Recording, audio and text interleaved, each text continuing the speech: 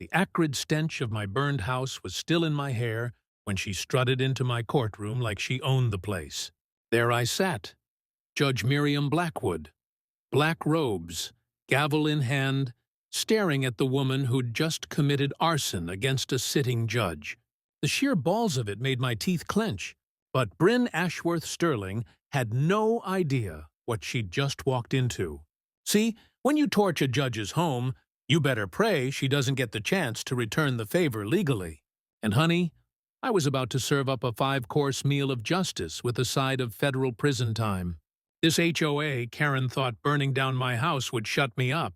Instead, it lit a fire under me that would consume her entire criminal empire. Every illegal fine, every fraudulent claim, every intimidation tactic, I had it all documented. What would you do if your destroyer just handed themselves to you on a silver legal platter? Where are you watching from? Because this revenge gets brutal.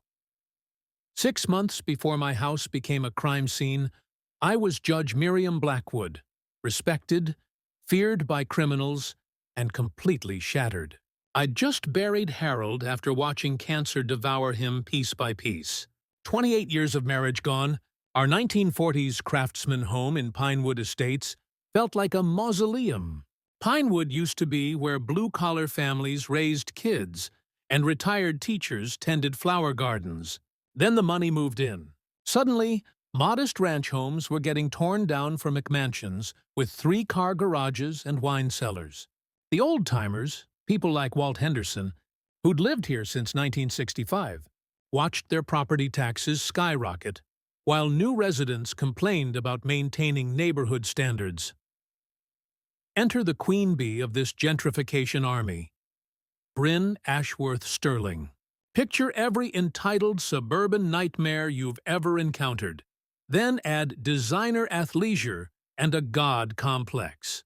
45 years old, driving a silver Tesla that cost more than most people's annual salary, always clutching some $20 superfood smoothie while explaining why everyone else was doing life wrong. She'd moved in 2 years ago with her contractor husband, immediately announcing plans to elevate Pinewood to its full potential. Translation: get rid of the undesirables. My first encounter with Bryn happened while I was installing Harold's memorial fence. We'd planned this 6-foot privacy barrier together during his final months, our sanctuary where we could drink coffee and watch sunrises without prying eyes. The sweet scent of his prize roses filled the morning air as I worked. 15 years of his careful tending still blooming, despite his absence. The crunch of expensive boots on autumn leaves announced her arrival. "You must be the widow," she said.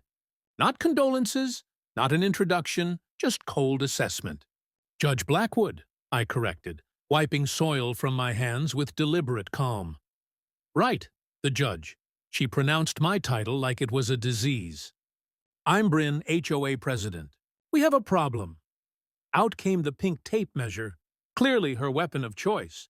The metallic snap of it extending cut through the morning quiet like a whip crack.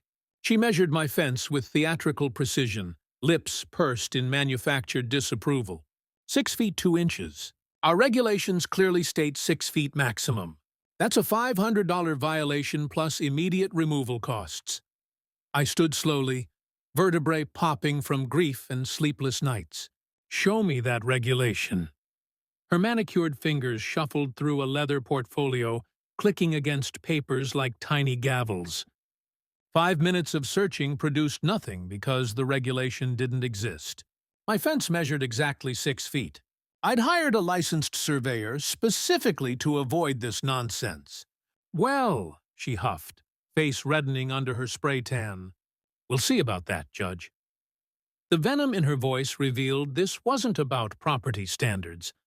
That evening, over microwaved leftovers and Harold's favorite bourbon, I pulled up court records. Bingo.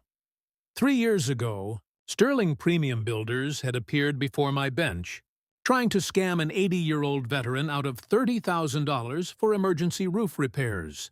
The roof was fine. I'd ruled against them hard, including referring them for contractor fraud investigation. This fence was revenge, pure and simple. But Bryn had made a critical error. She'd targeted a woman who'd spent 20 years sentencing murderers, rapists and con artists without flinching, someone who'd watched her soulmate die with dignity while planning how to honor his memory, a person with absolutely nothing left to lose and a complete understanding of how the legal system could be weaponized by someone who knew its every weakness.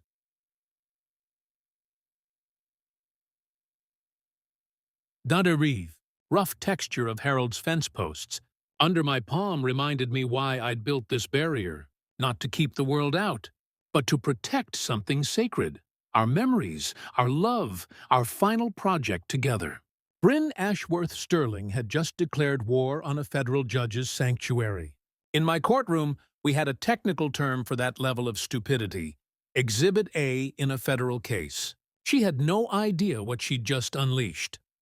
Within 2 weeks, Bryn launched what I can only describe as psychological warfare, disguised as HOA enforcement. The woman had clearly studied every petty tyrant's playbook and decided to turn my life into her personal stress test laboratory. The certified letters started arriving like clockwork, thick manila envelopes that made my mailman wince apologetically. 7 pieces of registered mail in 10 days, each more absurd than the last. Violation Notice Number 1. Unapproved decorative garden feature. The offense, Harold's memorial stone, a simple granite marker reading, "In memory of love that grows eternal." Apparently, grief monuments violated Pinewood's uniform landscape aesthetic. Violation Notice Number 2. Non-regulation mailbox color. My black mailbox had been standard issue since Reagan was president. Suddenly, it was creating visual discord. But the one that made my teeth grind, Violation Notice Number 3. Excessive bird feeding creating nuisance conditions. My single modest feeder attracted cardinals, Harold's favorite birds. Watching them had become my morning ritual, coffee steam mixing with mountain air while I pretended he might still walk up behind me. Each letter demanded fines between $200 and $500, threatening liens and legal action. The expensive paper stock probably cost more than most violations themselves. Here's where 20 years on the bench paid off. During law school, I'd memorized Colorado's HOA statutes after my landlord tried similar intimidation tactics. These letters contained more legal holes than a mob lawyer's alibi. Real HOA fines must be reasonable, related to actual violations, and properly documented in adopted bylaws. Bryn's notices cited non-existent regulations and failed to provide mandatory hearing procedures. Time for judicial payback. I spent 3 evenings in Harold's basement office, surrounded by his law books and the musty smell of old legal volumes, building my counterattack. I filed a formal complaint with the Colorado Real Estate Commission detailing Bryn's procedural violations, photographed my property from every angle, created spreadsheets documenting her illegal fine patterns. My evidence preservation training was about to become weaponized, but Bryn wasn't finished with amateur hour. On Thursday morning, while I was downtown sentencing drunk drivers, my new security cameras captured pure criminal stupidity in action. Bryn arrived with an entourage, her interior designer, a skeletal woman in head-to-toe white, and her personal trainer, apparently moonlighting as a property inspector. They spent 2 hours manufacturing evidence for non-existent violations. The designer pointed dramatically at Harold's prize roses, like 15 years of careful cultivation had personally insulted her aesthetic sensibilities. The trainer, clearly more familiar with protein powder than property law, took notes on official-looking clipboards. I watched the footage that evening with mounting rage. These people were creating fraudulent documentation to support fraudulent fines. In my courtroom, we called this conspiracy to commit fraud. Then Walt Henderson knocked on my door, pipe tobacco mixing with cool evening air as he spoke in worried whispers. "Judge, this Bryn woman's been systematically targeting people. Remember the Rodriguez family? Forced them to remove their Virgin of Guadalupe garden statue. Called it non-conforming religious imagery. $800 in fines before they finally sold and moved away. My judicial instincts kicked in. What else? Single mom down the street got fined for her kids' chalk art on their own driveway. Said it was defacing common area aesthetics. We're talking about rainbows and hopscotch squares, Judge. The pattern crystallized like evidence falling into place during closing arguments. Bryn wasn't just targeting me. She was running a systematic harassment campaign against anyone who didn't fit her suburban master race fantasy. Hispanic families, single mothers, elderly residents on fixed incomes, and now a widowed judge who'd previously ruled against her husband's contractor scams. This was discrimination wrapped in HOA bureaucracy, backed by fraudulent documentation and illegal fine structures. I'd stumbled into the middle of a much larger criminal enterprise that made my fence dispute look like jaywalking. The scratching sound of my pen documenting these revelations filled Harold's quiet office. He'd always said good legal strategy was like surgery, precise, methodical, and devastatingly effective when executed properly. I was about to perform major surgery on Bryn Ashworth Sterling's little kingdom of petty tyranny. She'd made the classic mistake of targeting someone who understood exactly how to dismantle her operation piece by piece, using the same legal system she'd been bastardizing for her personal vendettas. Harold used to joke that judges were just referees with law degrees and permanent attitudes. Time to show this HOA Karen what happens when you pick a fight with someone who writes the rules of engagement for a living. Bryn's next move crossed the line from harassment into felony territory. The woman had apparently decided that if manufactured violations weren't working, actual breaking and entering might send a stronger message. She struck while I was downtown sentencing a wife-beater to 18 months. My security cameras captured every criminal second of her emergency property inspection, a legal authority that existed only in her delusional imagination. There she was, bold as brass in designer yoga pants, strutting through my backyard like she'd bought the deed. Pink tape measure in hand, photographing everything from angles that would embarrass a paparazzi stalker. The audacity peaked when she pressed her face against my kitchen window, shading her eyes to peer inside at Harold's coffee mug, still sitting on the counter, the one I couldn't bring myself to wash. But Bryn's criminal stupidity reached new heights when she deliberately left my back gate wide open. Not accidentally, deliberately. The security footage showed her yanking it open, checking to make sure the latch wouldn't catch, then walking away with a satisfied smirk. When I arrived home that evening, bone-tired from listening to domestic violence testimony, I found my sanctuary violated and my worst nightmare realized. Gavel was missing. This 14-year-old tabby wasn't just a pet. He was Harold's final gift to me, rescued from the courthouse parking lot during a thunderstorm 3 years ago. The cat who'd sat on Harold's lap during chemo treatments, purring comfort into his pain. My last living connection to 28 years of marriage. The panic hit like a physical blow. I spent 3 days searching, my voice hoarse from calling his name through every alley and storm drain in a 6-block radius. Walt Henderson organized neighborhood search parties. Even the Rodriguez family, who'd moved away because of Bryn's harassment, drove back to help look. Then came the phone call that made my blood freeze. Judge Blackwood, this is Dr. Martinez at Mountain View Animal Emergency. Someone brought in a cat matching your description. He's in pretty bad shape. I found Gavel barely conscious in an oxygen tent, his ribs broken, severely dehydrated, and traumatized beyond recognition. $800 in emergency surgery later, the vet delivered news that made my hands shake with rage. These injuries are consistent with being chased by machinery. High-powered leaf blowers, maybe lawn equipment. The stress alone nearly killed him. The security footage revealed the truth.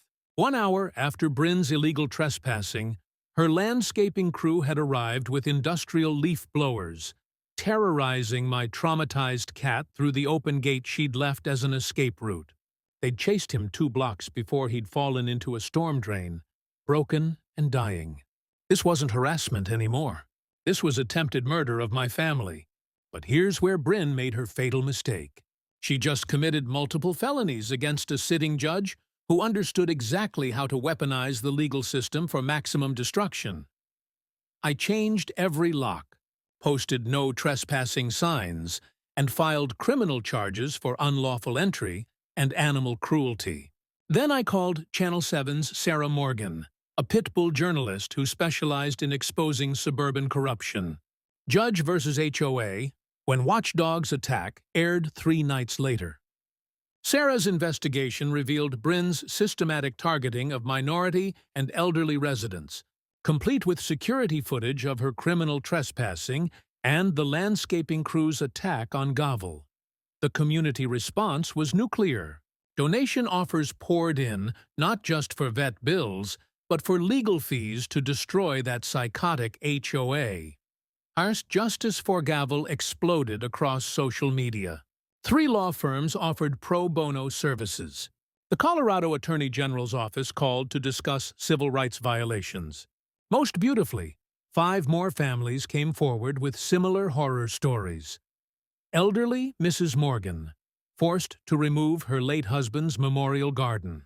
The Johnson family, fined into bankruptcy for their disabled son's wheelchair ramp. A pattern of targeting anyone who didn't fit Bryn's vision of suburban perfection.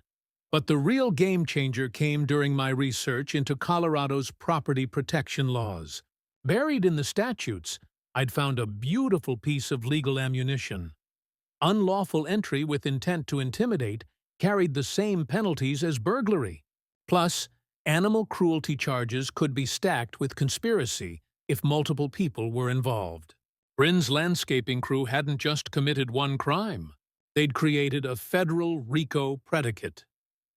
That evening, Gavel finally purred against my chest for the first time since the attack. The sound mixed with the quiet hum of my new security system and the distant click of my keyboard as I drafted criminal complaints that would end Bryn's reign of terror permanently. Harold used to say that judges were just referees with permanent authority and long memories. Time to show this suburban terrorist what happens when you torture a federal judge's family. She'd escalated from civil violations to felony assault. My response would be biblical. Bryn's desperation reached nuclear levels when she realized her criminal trespassing had backfired into federal charges. So, naturally, she decided to destroy my career before I could destroy hers. The complaint hit my desk via certified mail on Tuesday morning. Official Colorado Judicial Discipline Commission letterhead that made my coffee taste like ash. Bryn's allegations read like fiction.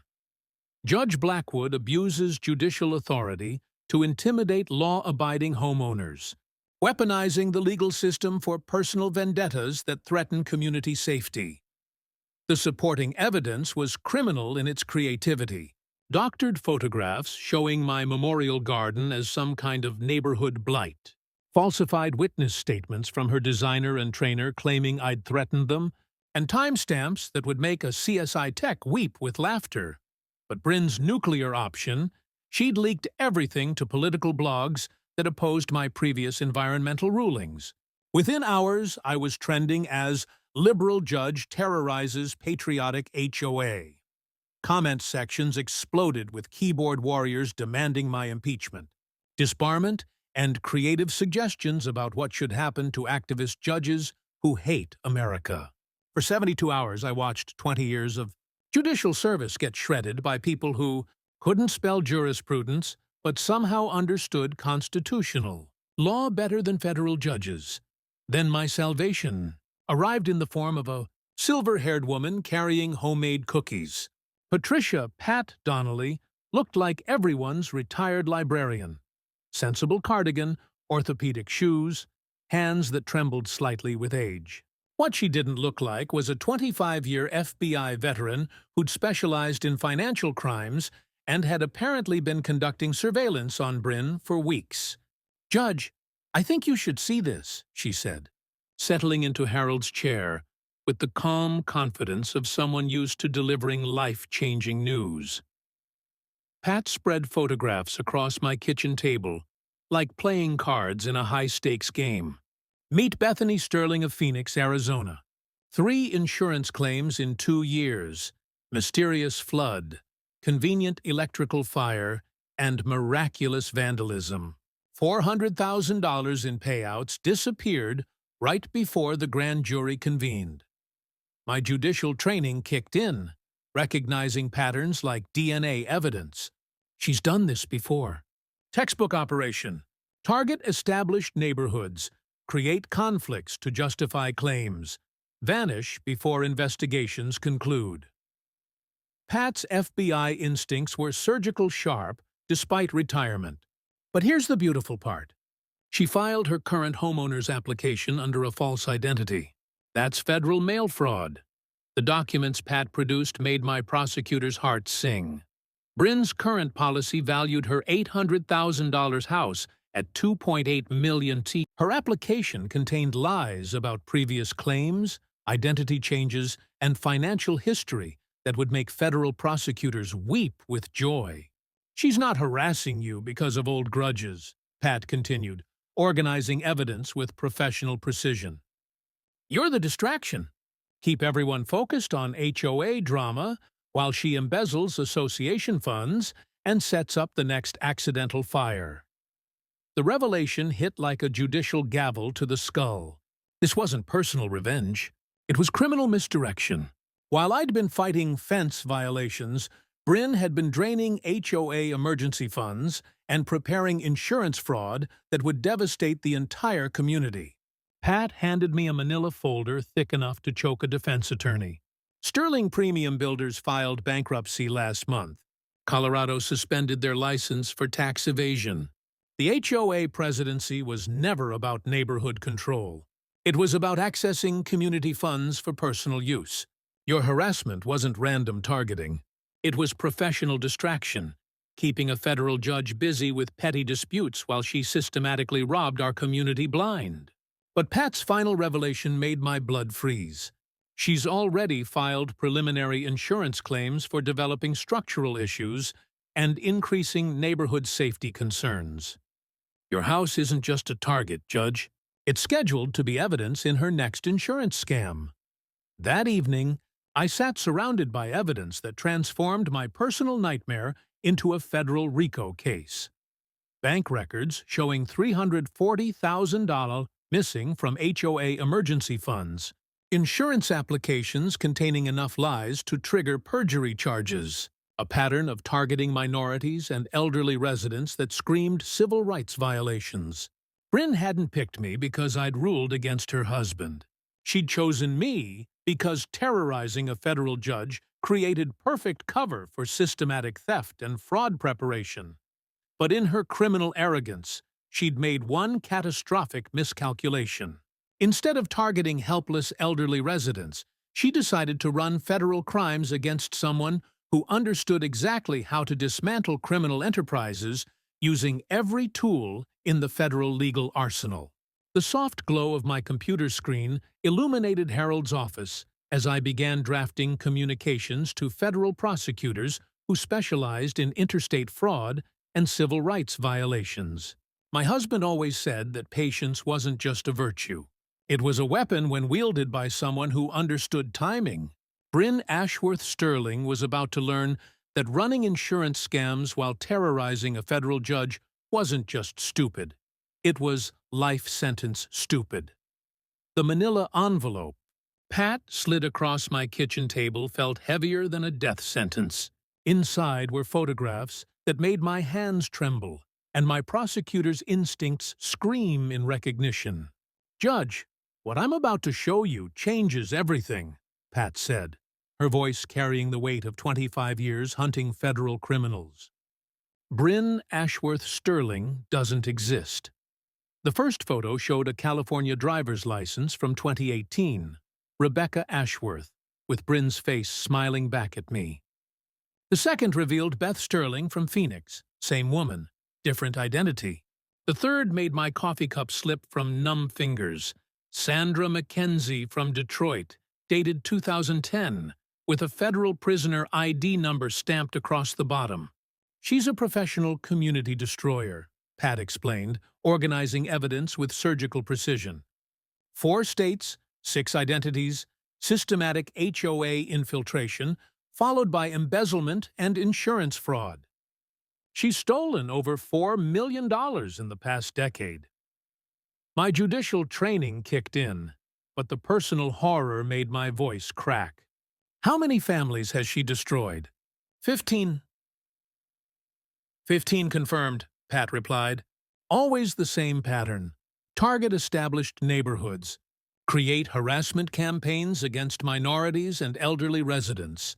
Embezzle emergency funds. Then torch high-value properties for insurance payouts. Pat's FBI instincts were razor-sharp despite retirement. In Sacramento, 3 Hispanic families were driven out before the community center mysteriously burned. Phoenix lost 5 elderly residents to stress-related health problems during her reign of terror. The next document made my blood freeze solid. Architectural plans for my house, obtained through Sterling Premium Builders contractor database, marked with detailed notes about electrical vulnerabilities, foundation access points, and optimal fire acceleration patterns. She's been planning to burn your house down since day one, Pat said quietly. The harassment was misdirection while she prepared the perfect arson. Your property is worth $180,000, but Harold's life insurance upgrades pushed the rebuild value to $320,000. She's planning to claim fire spread to her property, triggering both policies for maximum payout. My hands shook as I traced Harold's electrical upgrade notes in the margins, work we'd done together during his final months, trying to create lasting improvements to our sanctuary. Bryn had turned our love into her criminal opportunity, but Pat's final revelation shattered every assumption I'd made about this case. She's not just a criminal, Judge. She's a federal fugitive operating under stolen identities while technically still in witness protection. Bryn McKenzie testified against a Detroit fraud ring in 2012, got 18 months federal time, then disappeared from the program in 2015. The implications hit like a judicial gavel to the skull. This woman was running organized crime operations while protected by federal witness programs, stealing taxpayer-funded identities to commit the exact crimes she'd supposedly reformed from. The witness protection violation alone carries 10 years federal minimum, Pat continued. Add the multi-state fraud, conspiracy, identity theft, and now attempted arson against a federal judge. She's looking at life without parole. I stared at photographs of families she'd destroyed, communities she'd devastated, elderly residents who'd died from stress-induced heart attacks during her harassment campaigns. My personal nightmare was just the latest chapter in a decade-long federal crime spree. The musty smell of old case files mixed with the bitter taste of betrayal as I realized the scope of Bryn's criminal enterprise. She hadn't targeted me because of old grudges. She'd researched my husband's death, my financial vulnerability, my judicial schedule, and my emotional attachments to create the perfect victim profile. But in her criminal arrogance, she'd made one catastrophic miscalculation. She'd chosen to run federal crimes against someone who understood exactly how to coordinate multi-jurisdictional prosecutions with every federal agency from FBI to Treasury.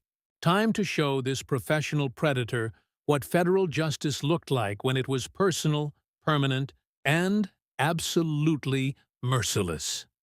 My kitchen transformed into a federal war room faster than you could say RICO conspiracy.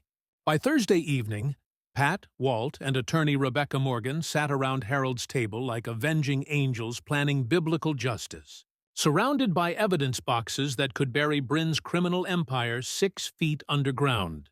Rebecca Morgan was a legal predator in designer suits, a former federal prosecutor turned white-collar defense attorney who'd never lost a RICO case and had apparently been waiting her entire career for a villain this perfectly prosecutable. She'd driven down from Denver with 3 paralegals and enough legal firepower to flatten a small dictatorship. Judge, we're not just prosecuting neighborhood harassment. Rebecca announced, spreading color-coded flowcharts across my table like battle plans for World War II. We're dismantling a decade-long federal crime spree that's destroyed 15 communities and stolen over $4 million. The smell of fresh legal documents mixed with waltz pipe. Tobacco, as we outlined, our three-pronged assault, federal annihilation, state prosecution, and civil rights demolition. Rebecca's strategy was surgical in its precision and biblical in its scope. Federal charges first. Mail fraud across state lines carries 20-year minimums. Wire fraud for electronic HOA theft adds another 20. Identity theft using witness protection programs. 10 years mandatory. RICO conspiracy for systematic community destruction. Life without parole. Rebecca smiled like a shark in blood. We're talking federal sentences that'll keep her locked up until climate change drowns the prison. Pat coordinated. Federal agency involvement with retired FBI efficiency that made current agents look like mall security. Colorado Bureau of Investigation, Treasury Financial Crimes, FBI Interstate Fraud Task Force. They were all drooling over this case. By tomorrow morning, Bryn would have more federal surveillance than a terrorist cell. My role was evidence preservation and victim coordination, skills I'd perfected during 20 years of complex criminal cases. During law school, I'd memorized every provision of Colorado's Open Records Act, after my slumlord tried hiding financial records. HOA finances were completely transparent to community members who knew how to request them properly. We were about to demand 5 years of detailed accounting and watch Bryn's embezzlement empire crumble under public scrutiny. Walt's Community Intelligence Network was our secret weapon. 60 years of neighborhood relationships had created an information web that would make the CIA jealous. Every family Bryn's terrorized is documenting everything, he reported, organizing victim statements with military precision. Mrs. Rodriguez is driving back from Phoenix with 17 witnesses. The Johnson family is keeping disability discrimination records that'll make federal prosecutors weep with joy. But our most satisfying preparation was the technical surveillance upgrade. Pat had transformed my modest security system into federal evidence collection machinery, capable of recording crimes in courtroom quality detail. Every camera angle was calibrated for maximum prosecutorial impact. Here's the beautiful part, Pat explained while testing audio equipment that could capture conversations 3 houses away. Bryn's actively committing fresh crimes while we're building the case. Every fraudulent fine, every harassment letter, every HOA fund transfer creates real-time evidence for federal prosecutors. Rebecca handled immediate legal protection with the ruthless efficiency of someone who'd specialized in destroying white-collar criminals. Emergency injunctions freeze HOA accounts tomorrow morning. Criminal complaints hit 3 jurisdictions simultaneously. Civil rights violations filed with the Colorado Attorney General for systematic targeting based on ethnicity and age. The financial implications were equally devastating for Bryn's operation. I'd learned during my judicial career that the Homeowners Protection Act required insurance companies to notify mortgage holders about fraud investigations.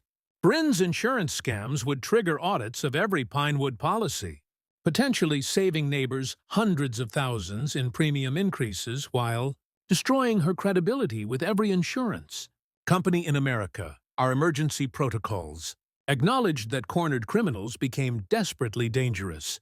Rebecca had arranged protective surveillance for vulnerable residents, including elderly neighbors and families with small children. We'd learned from federal cases that systematic fraudsters often escalated to violence when facing life sentences. By midnight, we'd constructed a legal machine designed for the complete annihilation of Bryn's criminal enterprise with maximum protection for every victim she'd terrorized. The precision was beautiful, the scope was overwhelming, and the outcome was inevitable. When we're finished, Rebecca summarized with prosecutorial satisfaction, Bryn McKenzie will spend her remaining years in federal maximum security. Sterling Premium Builders gets liquidated for victim restitution. Every harassed resident receives compensation plus punitive damages. And we establish legal precedents protecting communities nationwide from similar predators. The quiet hum of my upgraded security system mixed with the soft click of my keyboard as I drafted victim impact statements, designed to make federal judges demand maximum sentences. Harold always said that patience wasn't just a virtue, it was a weapon when combined with overwhelming legal force applied at exactly the right psychological moment. Tomorrow morning, professional criminal Bryn Ashworth Sterling would discover that terrorizing a federal judge's community wasn't just catastrophically stupid, it was life sentence guaranteeing, legacy destroying, federal prison ensuring stupid. Time to execute justice with extreme legal prejudice. Bryn's response to our legal offensive proved she'd graduated from petty harassment to full-blown domestic terrorism. Her desperation was about to turn my neighborhood into a crime scene that would make federal prosecutors salivate. The attack came Tuesday afternoon while I was downtown sentencing a wife-beater. Perfect alibi timing that Bryn had clearly researched through my public court schedule. My military-grade security system captured every felonious second in evidence-quality high definition. At 2:47 p.m., unmarked trucks disgorged a crew that moved with professional efficiency. These weren't landscapers. They were arson specialists wearing coveralls and carrying equipment designed for one purpose: turning my house into an insurance fire that would spread to Bryn's property for maximum payout. The cameras recorded them creating accelerant highways around my foundation, installing unmarked propane connections near electrical panels, and positioning dead vegetation in patterns that would guarantee fire spread toward Bryn's million-dollar target. The precision was chilling, the criminal intent obvious, and the federal evidence quality absolutely devastating. But Bryn's nuclear-level stupidity peaked when she arrived with Channel 7's news crew, claiming she'd received anonymous tips about dangerous fire hazards at the judge's residence.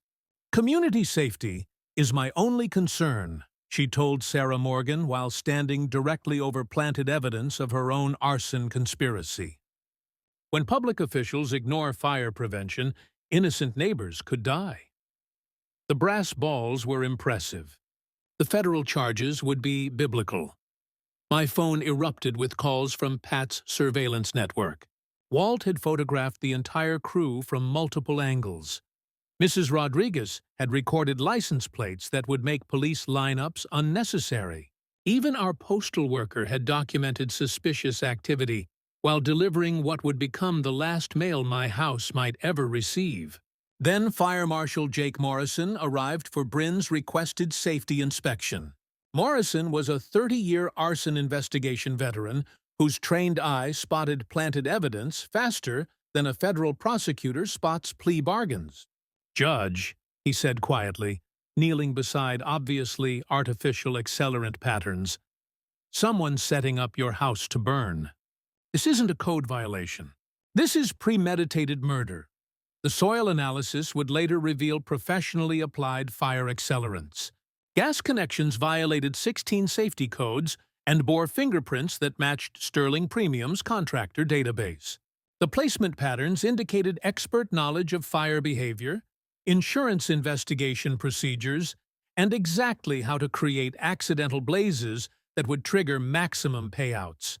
"Whoever planned this knows how to kill people and make it look like electrical malfunction," Morrison continued, his professional disgust palpable. "These aren't random safety issues. This is systematic preparation for insurance fraud through homicide." But Bryn's desperation reached a criminal crescendo when Morrison refused to condemn my property based on planted evidence. Her response was captured on his department-issued body camera. A cash bribery attempt that transformed misdemeanor harassment into federal corruption charges carrying decade-long prison sentences. "Inspector, surely we can handle this situation efficiently," Bryn said, sliding a thick envelope across his clipboard with practiced corruption. Community safety requires proper documentation, and I'm sure you understand the importance of cooperation.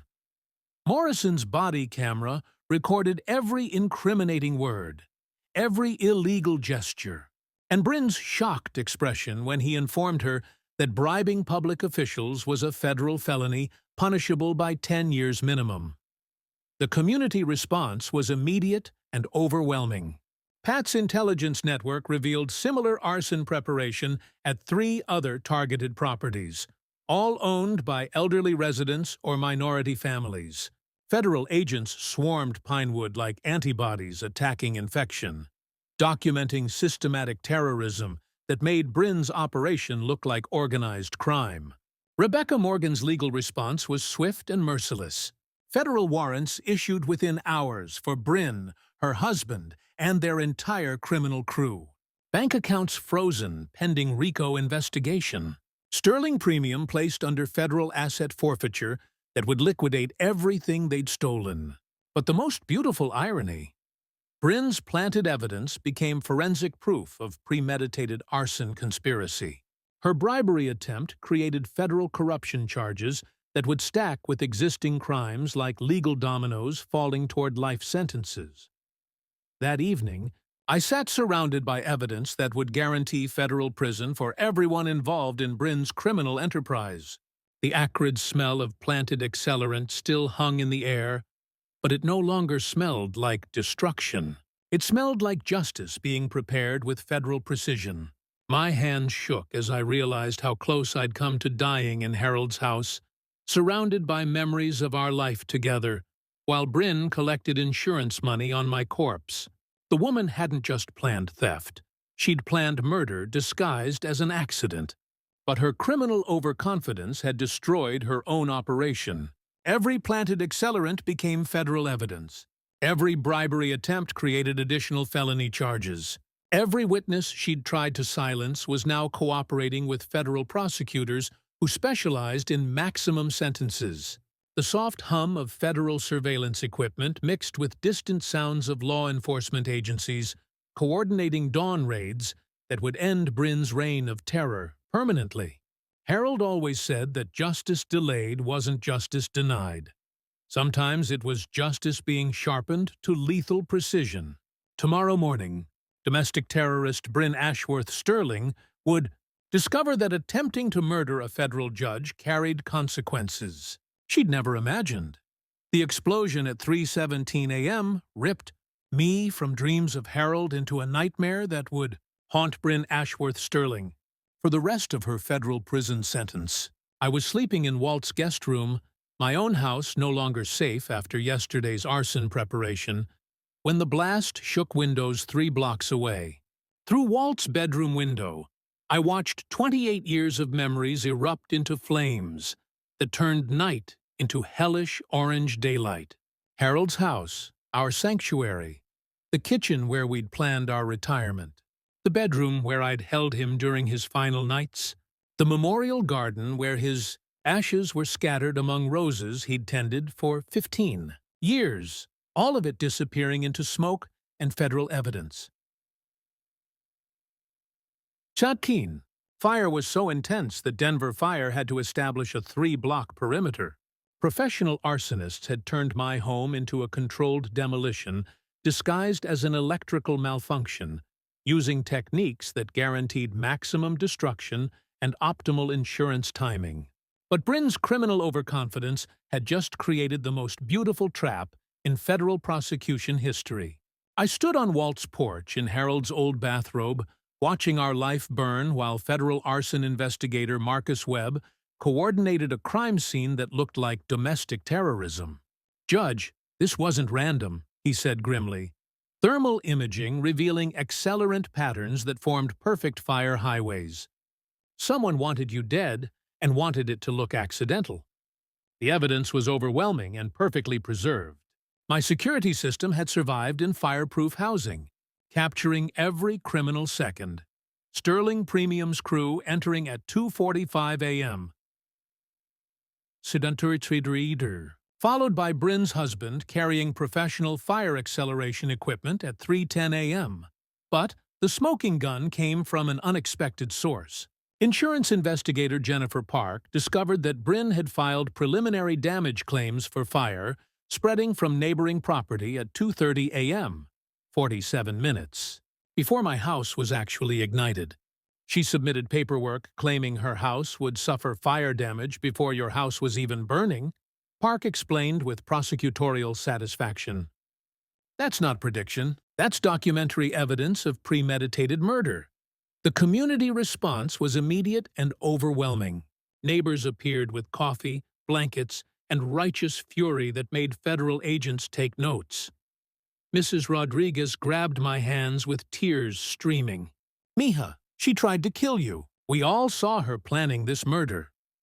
Then came the moment that would live forever in federal prosecution legend. Bryn actually showed up at the fire scene.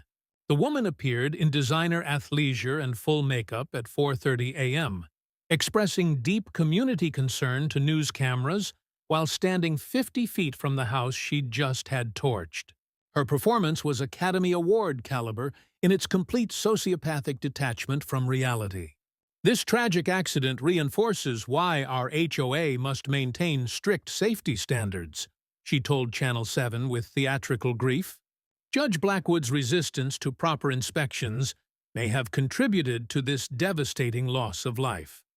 What she didn't realize was that FBI agents were recording every word for her eventual murder trial, while federal marshals were already preparing dawn arrest warrants based on evidence so overwhelming that plea bargains were mathematically impossible. The financial investigation revealed criminal genius wrapped in homicidal stupidity. Bryn had embezzled $340,000 from HOA funds to finance professional arson. Her insurance policy valued her house at $2.8 million, despite purchasing it for $800,000. The spreading fire damage she'd pre-filed would have triggered payouts, exceeding some countries' annual budgets. But federal prosecutors had been monitoring every transaction since Pat's investigation began. Bank records showed payments to known arsonists. Cell phone data placed both criminals at the scene during ignition. Insurance applications contained enough lies to guarantee perjury convictions in all 50 states.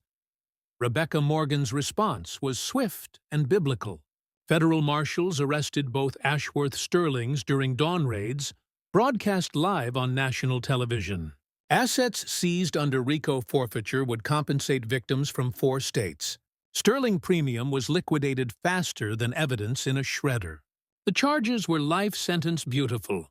Attempted murder of a federal judge, first-degree arson, insurance fraud across multiple jurisdictions, money laundering, criminal conspiracy, and RICO violations that would keep them locked up until archaeologists discovered their skeletons.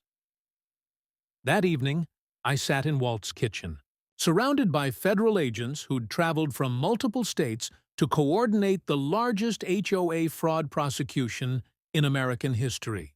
The smoke smell still clung to my clothes, but it no longer smelled like destruction. It smelled like justice being prepared at maximum temperature.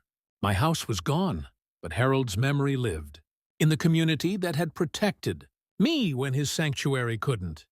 Bryn had tried to murder me in my sleep and ended up creating federal evidence that would keep her locked away until the sun burned out.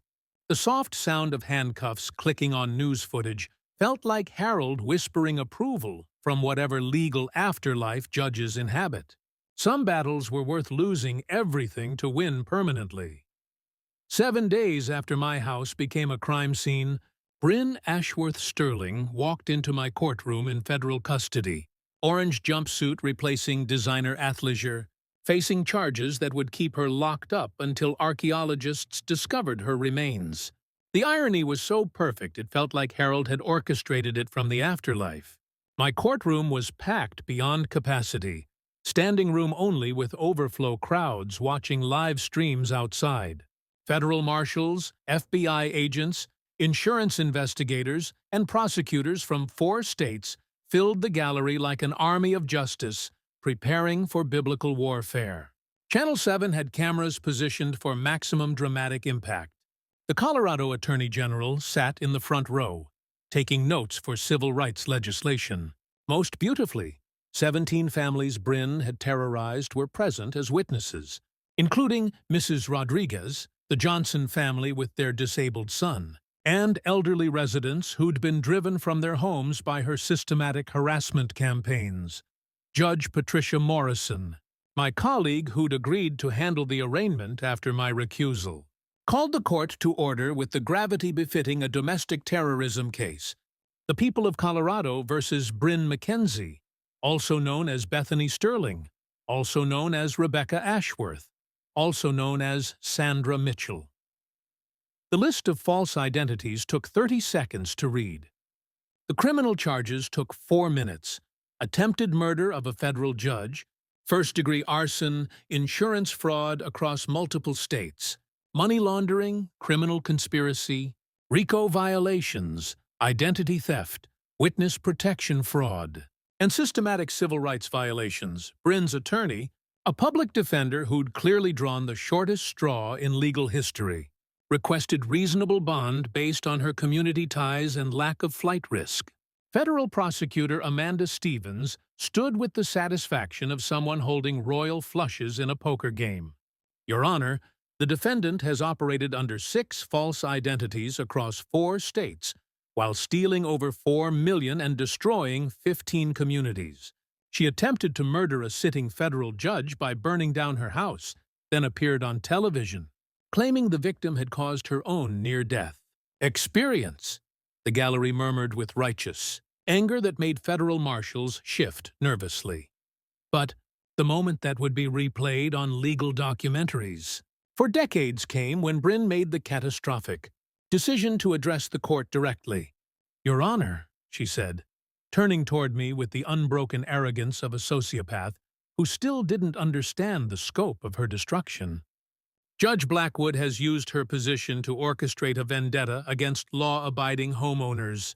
She's weaponized the federal government against citizens exercising legitimate HOA authority. This entire prosecution is judicial abuse masquerading as justice. The silence in my courtroom was deafening. Federal agents exchanged glances that promised additional charges. Prosecutors scribbled notes frantically. The gallery held its collective breath, waiting for a judicial response. Judge Morrison's voice carried 20 years of federal bench authority when she replied, "Miss McKenzie, you stand accused of attempting to murder a federal judge by burning down her house while she slept. You embezzled hundreds of thousands of dollars from community emergency funds. You operated under false identities while terrorizing elderly and minority residents. You filed fraudulent insurance claims totaling millions of dollars across multiple states." She paused, letting the weight of federal justice settle over the courtroom like a burial shroud. The evidence against you includes security footage of the arson, recorded bribery attempts, documented harassment campaigns, financial records of systematic theft, and insurance applications containing lies that constitute federal perjury. You are not a victim of a judicial vendetta. You are a domestic terrorist who targeted a federal judge's community for systematic destruction. The mic drop moment came when Morrison continued, "Furthermore, this court has reviewed evidence that you've destroyed 15 communities and displaced over 200 families through identical fraud schemes. Your pattern of targeting elderly and minority residents constitutes systematic civil rights violations that will be prosecuted to the fullest extent of federal law." Bryn's face crumpled as the reality of life sentences crashed through her sociopathic delusions. Her attorney whispered frantically about plea bargains that everyone knew were mathematically impossible given the overwhelming evidence. "Bond is denied," Judge Morrison declared with finality that echoed through packed galleries. "The defendant poses an extreme flight risk and danger to community safety. Remand to federal custody pending trial." The gallery erupted in applause that federal marshals didn't even attempt to suppress. Mrs. Rodriguez sobbed with relief. Walt pumped his fist like his team had won the World Series. 17 families who'd been terrorized by Bryn's criminal enterprise finally witnessed justice being served at maximum temperature. As federal marshals led Bryn away in chains, she turned toward me one final time with hatred that could have powered small cities. "This isn't over, Judge. You'll never prove I specifically targeted you for murder." The courtroom fell silent as I stood, black robes carrying 20 years of federal authority, and delivered the words that would close this chapter of domestic terrorism forever. "Mrs. Mackenzie, the court finds your confession that this was indeed targeted harassment to be duly noted for sentencing purposes. Federal prosecutors now have documented admission of premeditated intent. Thank you for eliminating any remaining reasonable doubt." The sound of justice being served echoed through my courtroom like herald, whispering approval from whatever legal afterlife judges inhabit. 2 years later, I stood in my rebuilt kitchen, watching cardinals feast at Harold's memorial feeder while federal maximum security served Bryn Mackenzie her daily helping of justice. Life without parole in a concrete box where domestic terrorists contemplate their life choices for eternity. The taste of morning coffee mixed with the sweet satisfaction of watching evil get exactly what it deserved. The criminal trials had been prosecutors' dreams and defense attorneys' nightmares. Federal juries took 3 hours and 47 minutes to convict both Ashworth Sterlings on all counts. Apparently, they'd needed time for lunch. Bryn received life without parole for attempted murder of a federal judge, plus consecutive sentences for arson, fraud, and civil rights violations that would keep her locked up until climate change turned Colorado into beachfront property. Her husband earned 25 years for conspiracy, ensuring Sterling Premium's criminal enterprise was permanently extinct. The $3.2 million in seized assets had been distributed to victims across 4 states, creating the largest HOA fraud restitution in American legal history. Every targeted family received compensation plus punitive damages that established legal precedents protecting communities nationwide from future predators. But the real victory lived in Pinewood's transformation from a terrorized kingdom to a model community that law schools now studied. Walt Henderson reigned as unanimously elected HOA president, implementing transparency measures that made embezzlement impossible and resident protections guaranteeing due process for future disputes. Our reformed bylaws required community approval for fines over $50, monthly financial reports published online, and mandatory mediation before legal action. Most beautifully, systematic targeting based on ethnicity, age, or economic status was explicitly prohibited, with automatic removal for violating board members. The ripple effects had spread like wildfire through American suburbs. Colorado's Pinewood Protection Act required HOA financial transparency, limited fine authority, and established state oversight for communities with systematic complaint patterns. 15 other states adopted similar legislation, protecting millions from future Bryn Mackenzies, while their inspiration rotted in federal prison. The Judge Harold Blackwood Memorial Scholarship had grown beyond our wildest dreams.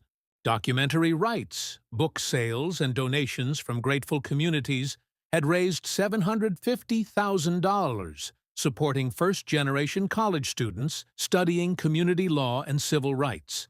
This year's star recipient was Maria Rodriguez, daughter of the family Bryn had terrorized, now heading to Harvard Law with dreams of protecting vulnerable communities nationwide.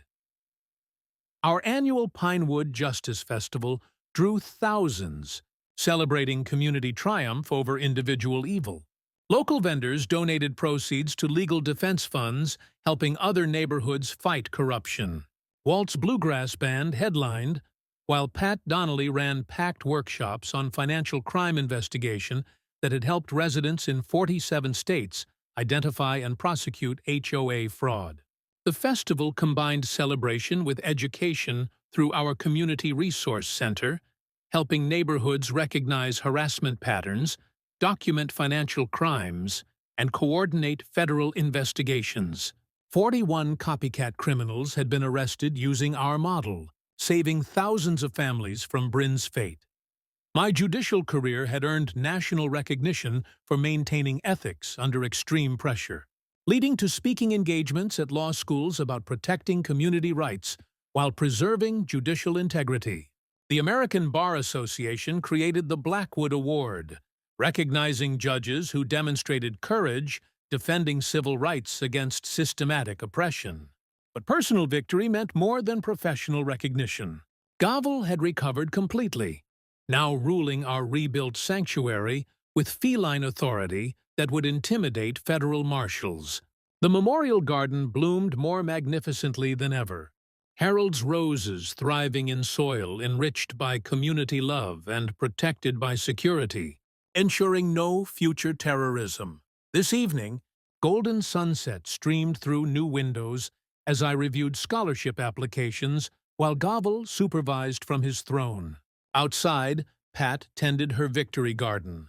Walt taught neighborhood children harmonica, and families gathered for conversations that Bryn's reign of terror had once made impossible. The gentle sound of children's laughter had replaced sirens and confrontation, proving justice wasn't just punishment.